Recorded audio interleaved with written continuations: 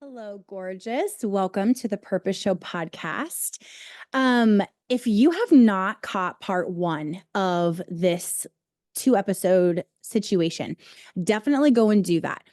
We are talking about how I have lost 56 pounds so far with PCOS after like a massive flare up, a bunch of blood work, a bunch of answers from different types of doctors that I've worked with. I talked in the last episode about like my PCOS weight gain and having endometriosis and kind of mixing that with like disordered eating and body dysmorphia and how I got help and what I did and the blood work that I had done. And then we also got into how to naturally treat PCOS and balance your hormones. And I broke it down into 9 parts. Then we also got into the mindset of losing weight. And I gave tips like treating your body like a country, and what that means and how it's helpful and how to live at a higher standard. So there's a lot of juiciness in that episode. Definitely go check that out. It is the episode just before this one. So go listen to that first. This is a continuation, and in this episode, we're really gonna be just getting into like kind of more of the nitty-gritty. I'm gonna talk about specifically like what I eat and how I like hacks that I have to like get in what I need to get in, and what works for PCOS like always and what's worked for me. So this is more of the detailed, like the actual food. I talked about exercise in a lot of detail in the last episode. So if you want that, again, go listen to Weight Loss with PCOS part 1. All right, let's get into part 2. Another quick disclaimer, because I gave a fuller one in part 1. I am not a doctor. This is not medical advice. This is me being a woman who was diagnosed with PCOS 20 years ago, recently had like a big mid-30s flare up where I gained a ton of weight very quickly, freaked out, felt like shit, had so much inflammation, went and worked with actually several different doctors, some more Western meds, some more like homeopathic, and really found a balance of advice and what worked for me. And like I said, I have lost 56 pounds so far. And so I'm like over halfway to my goal. So let's get into it. Eating specifically. So the main thing that you want to do is high protein. You need to shift into a high protein diet. And honestly, it doesn't really matter from my research and what I've discussed with my doctors. It doesn't really matter like as long as like where you're getting the protein, as long as you are getting a high protein diet in one way or another. So you can kind of adjust this for your preferred style of eating or your preferred diet or whatever. So when I say high protein, there's actually a specific amount of grams of protein. You want to eat 1 gram of protein for every pound of your ideal weight. So I'm just under 5'8" in terms of my height. And my goal weight is 160 pounds. Now, I haven't been that weight in quite some time, so I'll be honest. I'm just kind of like navigating this and monitoring myself. Do not go based off of your BMI. The body mass index form of measuring is just, it's been so debunked. It's so bullshit. It's really shocking to me that doctors still use that when you like go to a regular appointment. Do your own research on this. Do not go by that. For me and my body type and how I normally feel when I'm like around 180, which is what I'm familiar with, I'm guessing that I'm going to feel really great and be at my ideal weight at 160. But I'm very intuitive. I'm working with my doctors. I'm listening to my body and I will adjust as needed. But I'm aiming for 160 grams of protein every single day because that is my ideal weight. So I'm eating a gram of protein for every pound of what is believed to be a very healthy weight for me. So even if I end up being at like 180 and feeling like good there, having 160 grams of protein each day is still like amazing. And like you're going to get in the ballpark of like what you need. So I realize that that sounds like a lot of protein. But the key, this is the secret, okay? You need to stop skipping breakfast and you need to start your day off with like 40 grams of protein, 30 grams of protein minimum. You need to, within like 30 minutes of waking up, have 30 to 40 grams of protein. That is literally the biggest secret. So how do you do that when even that seems like a lot, especially if you don't have much of an appetite in the morning? So eggs are such a go-to for breakfast, and they actually really don't have that much protein, at least not for like starting your day out strong. I believe one egg has 6 grams of protein. Or it might be two eggs. I don't remember, but it was surprisingly low. So I started doing some research and I needed to find like a hack to get in like a bunch of protein in the morning, first thing. And I also just like am really not a huge breakfast person. I don't want to sit there and like or stand there and like make a bunch of food. And so I found something called protein lattes. Now, I'm always going to have a beverage. I'm a little bevy in the morning, right? Like I'm always going to have like my matcha latte or like chai, or sometimes I will go ahead and do coffee. Putting protein in my drink is literally my favorite thing and my new obsession. They are so good.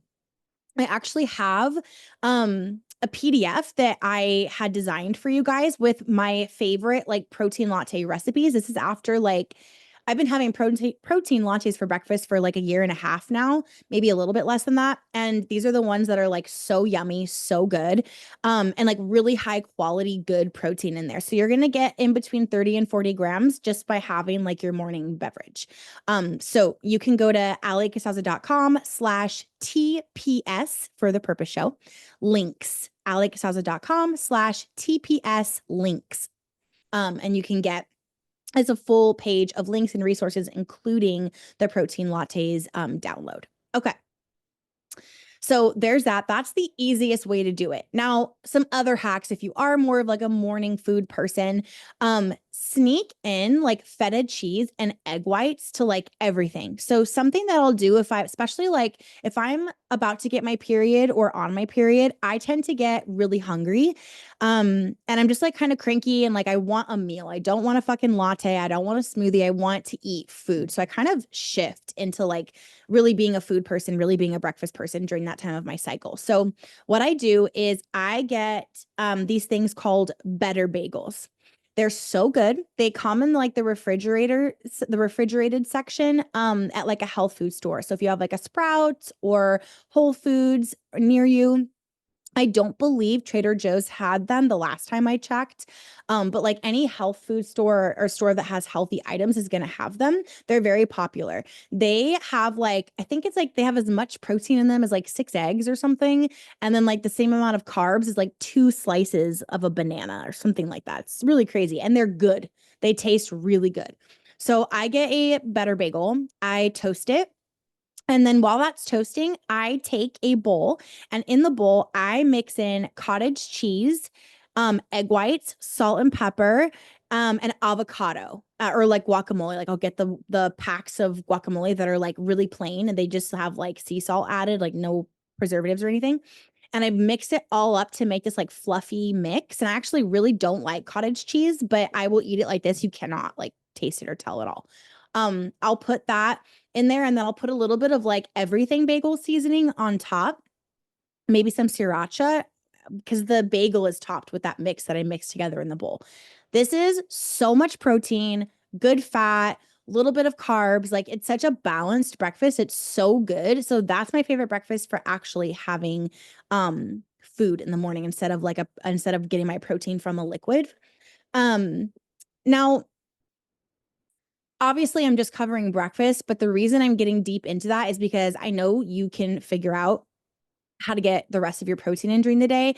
But the biggest thing, like you will not hit your mark if you don't start the day off with 30 to 40 grams of protein. And hey, if you can figure out how to get more, or you're super hungry, or you're a big like exerciser and you're like want to eat more, then more power to you, go ahead. But that is going to be the make it or break it decision is what you have for breakfast. And like, don't miss it. I used to skip breakfast all the time. Sometimes I'm still tempted, but it's like, I literally never do it because I can feel like I get more inflammation. My cortisol spikes, like my blood sugar drops. Like it's so bad for you in general, but especially if you're a PCOS girly, like you just cannot afford to do that. Now, let's talk about calorie deficit. Kind of just like the main understanding of weight loss is that you need to eat less calories than you are burning so in order to lose weight. Now, there's so much like debate about this, and I definitely am not trying to put myself in the middle of like a war with this conversation. So I'm just going to share what I have learned and what I've noticed. I used to think that the only way to lose weight was to be in a calorie deficit, and it had to be really extreme. Like you needed to be like under a certain amount of calories and make it really intense. And like I have been through times when I was really young where I just didn't know, and I would legitimately be like starving my body. Now, some people do, like I would always like listen to celebrities talking about things and being like, oh man, like I used to have such an unhealthy relationship with food. I would like like I would not eat, or I would eat like 800 calories a day and like get really skinny and all. And I would always think like, wow, that's really unhealthy, but also low key, I want to do that because I want to lose weight. But when I do that, I seem to not lose any weight, or if anything, I gain weight. This is because of PCOS, and I didn't understand that. So if you are going in a really extreme calorie deficit and you're not eating enough with PCOS, you're literally going to stress your body out so much. You're going to put your body in a state of fight or flight, and it's going to hold on to weight because it thinks it needs to hold resources. So it's going to literally not lose fat. It's going to hold on to fat more than anything else because it thinks that you're in survival mode and you need it to survive and to continue to live. So it's trying to keep you safe and keep you alive. So when I talk about calorie deficit now, what I mostly mean is just like like, okay, it's like about being mindful of the amounts that I'm eating. I no longer just like mindlessly eat. I really rarely like eat while I'm watching TV because I can't handle it. Like I will just eat too much. So I'm like watching what I'm eating. I'm kind of keeping track. I'm just like mindful and aware of what is going into my mouth and like what I'm doing. And I'm measuring out my protein so that I can hit my protein goal, but I'm not measuring out my food in order to control what I'm eating. So I know that I'm in a calorie deficit because I have tracked my food in the past, and I'm so like I just kind of have it down by now. So you can do that if you need to, but please don't do that if you struggle with disordered eating. Like that can be really damaging and super triggering and send you back to where you don't want to be and you really just don't belong. So, yes, I do believe now, like, because I went the other way after. Like after that time of my life when I was like in my 20s and had no fucking clue what was going on and like what I was doing to my body, I went the other way and I healed my food, body dysmorphia and my disordered eating. And I just believed like, oh, there's like you can just eat whatever you want, like it's fine. And like that is not true. And I feel like there's a body positivity movement that's so beautiful and so healing, and we need it. But I also think that there can be a side to it where it does get a bit too extreme and just completely goes the other way and removes you from like mindfulness and like listening to your body. And it can, especially like if you tend to binge eat, it can kind of feel like permission to just go off the rails. At least it did for me. So I really had to find my personal balance. I do believe you need to be in a calorie deficit to really lose weight, especially if you want to lose it like fairly quickly and at a healthy rate. But like, you don't want it to take forever. You really want to be moving towards your goal and becoming her and becoming the physical version of yourself that you desire to be. So like finding ways to like one of my favorite things to do is to get a huge thing of like stir fry veggies, dump it in my wok, put some cocoa aminos in there and some like olive oil, salt, pepper, and just stir fry it up, and then add in some egg whites and just get more protein in there and just like blend it all up and eat that. Like finding ways to get yourself full in a very healthy way. Like vegetables exist for a reason. You need them. They're good for you. Stacking up on veggies, stacking up on leafy greens, and sneaking in protein. And like, yes, lean meats like chicken and things like that. Or if you're plant-based, you can figure out, you can do your protein your way. Mediterranean diet, same thing, whatever. But really just like understanding that I'm hungry doesn't mean I'm going to go eat a chocolate bar. I'm going to go eat this like processed protein bar. I actually really don't, I try not to eat processed food at all. I no longer eat like processed meat. So like deli meat and things like that, really trying to stay with the whole food theme, and then like really focusing on like I'm hungry, so what's something that I could eat that's going to feel really good, like what can I do if it's like the best option. So yeah, having things like veggies, have it like things that I would normally never think to have, and just whipping it up really quick or already having it prepped for the most part, has just been a game changer. And the biggest thing I have to say about this is that you're not going to be able to do that if you do not work through your becoming her journey and like shift yourself at an identity level. So I talked about this in part 1, but I'll just touch on it briefly again. If you do not connect with your future self, the version of you that's already at the ideal weight, that already has the body, that already has what you want, and is feeling how you want to feel, and then use her as that baseline for the decisions that you're making and what you're doing and what you're eating and how you're operating day to day, you're not working on reprogramming your subconscious mind. And because you act out of your subconscious mind almost completely, it's like 90 something percent, you are going to fall back into old habits because you didn't rewire, you didn't reprogram, you didn't make a connection with this other version of yourself that does exist. Because according to quantum physics, everything is happening all the time, all at once. So you can literally shift timelines and tap into another version of yourself. And I help you do that in the method. Okay, so go to that link I've been giving you, sign up for the masterclass, watch the method, and let me break it down for you so that you are doing this at an identity level. Okay, it's alliecasada.com/TPS links. It's the Becoming Her blueprint is what it's called. It comes with a masterclass video. It's free. Okay. And then it's also free. There's a big PDF. So I will explain everything to you and we'll get you through this. But that is going to be bigger than any physical change you can make. The physical change needs to come out of that. Okay. One thing that I do want to touch on in terms of exercise, we won't touch on it too much, but I talked about going, like, if you're going to go to the gym, you do not need to work out necessarily to lose weight with PCOS. I do think you need to walk, but you can get like one of those walking pads on Amazon. I have one that was fairly cheap. If you're watching the video, you can actually see it behind me in the corner back there. I just keep it up against my wall and then I pull it down and I will just like walk while I work on my phone or walk while I watch TV, or whatever, and try to get and really get my steps in. But if you do want to exercise and that's, you want to tone up or whatever, that's part of what you want to do, then you need to be doing low impact workouts and walking and strength training with light weights. Okay. And go back to part 1 for more details on that and also do your research. So I want to move. I want to exercise. I find so many benefits from going to the gym. I work at home. Like I'm here all the time. So I really enjoy leaving the house for a bit, especially in the morning and getting in the sun on the way to the gym and then going to the gym, being around other people, being in an environment where people are health conscious and, working towards their goals, putting my headphones in, listening to music or an audiobook and moving my body every day. So one of the rules of remember we talked about treating your body like a country in part 1. And so one of my laws of Alley Land is we never skip twice. Okay. Moving my body every day. And sometimes we're going to skip, sometimes things are going to happen, but we never skip twice. And the absolute bare minimum that I can do is walk. I can get on my walking pad when it's hot. I can go for a walk outside when it's cool enough. Like that is what I need to do. And that is the laws of Alley Land. So I'm treating my body like a country and I'm respecting the laws. I'm following the rules that I set because those rules are going to keep everyone healthy and safe and keep me doing good. Okay. So there's that.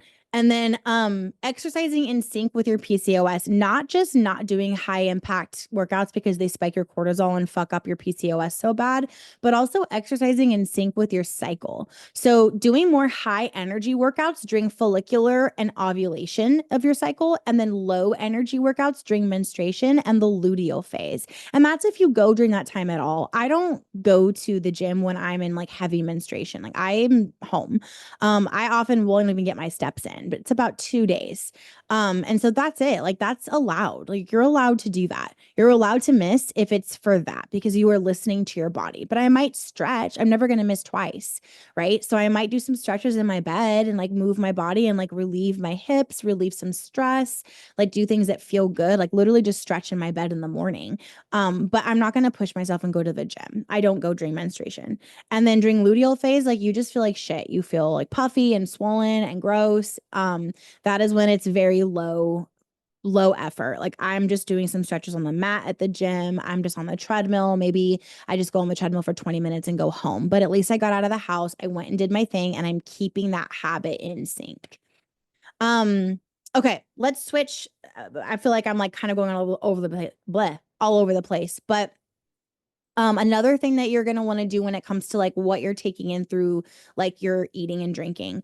Um, I did not know this until like somewhat recently, like a couple years ago, but you actually lose fat through your urine. So like that is how you lose the fat actually comes out when you pee. So lemon water, lemon water, lemon water. There is something that I do in the morning. I make a glass of like room temperature. I put room temperature water, some lemon juice, and then like a spoonful of chia seeds. And I let it sit there for a few minutes because if you eat chia seeds before they've absorbed water, they will actually just expand in your stomach and you'll be incredibly bloated. It can like lead to some discomfort. So put them in the water, mix them up, let them soak up the water for a little bit, like just a few minutes. And then once they're kind of like puffy, um, and you can tell they're like absorbing the water, I drink the chia lemon water. That has so many benefits. There's fiber in chia seeds. It's really good for hormone balance. There are so many benefits. So I do that in the morning. Then the rest of the day, I'm drinking lemon water. The benefits of lemon water are extra hydration. It'll make you pee more. So, like increasing that fat loss, has vitamin C. So it's really good for your immune system, collagen production, and actually wound healing. So if you have something like you got cut or something, it's actually going to increase that. There are antioxidants in the lemon, so you're reducing your risk of chronic diseases. The lemon in the water is really good for your digestive health, and also reducing and preventing indigestion and bloating. Lemons have an alkalizing effect because they're acidic. So that's like really beneficial for you. You can research that more on your own. Drinking lemon water helps have fresh breath and it helps you with your weight management. So it's so good. Like if you're going to be drinking water, you might as well put some lemon in there and make it a little flavored. I like to make mine kind of fancy. And sometimes I'll just get like a wine glass and I'll put like ice and then water, squeeze lemon and like put lemon, a lemon slice on top of it, or even like some raspberries on top and make it feel like I'm having something yummy or like a cocktail. It's like literally water. So do what you got to do. Like set yourself up for success. Do you like what do you want? How do you want to do this? Who do you want to be in terms of your body? How do you want your body to treat you? It's going to treat you how you treat it. And so for me, it's really been about like I went from so much extreme, like, oh, so many rules, like in my 20s, and like, oh, I was having babies and I need to lose the weight. So I need to push myself. And I would yo-yo diet and do all these things. And then I went to the other extreme where it was just like, oh, body positivity and like you can just eat whatever you want. And I just use that as an excuse. And now it's like I really feel like I found my balance. So I want you to find your balance. Find what's good for you, find what's true for your body. But the main way that you're going to do this is not from rules or listening to what I do. It's going to be from going through the Becoming Her method, connecting with your higher self, connecting with this future version of you that already has the body you desire to have, the body you desire to live in, and then use that connection to gain her wisdom and figure out like what's really going to work for you and what's going to be good for you, and using that as a baseline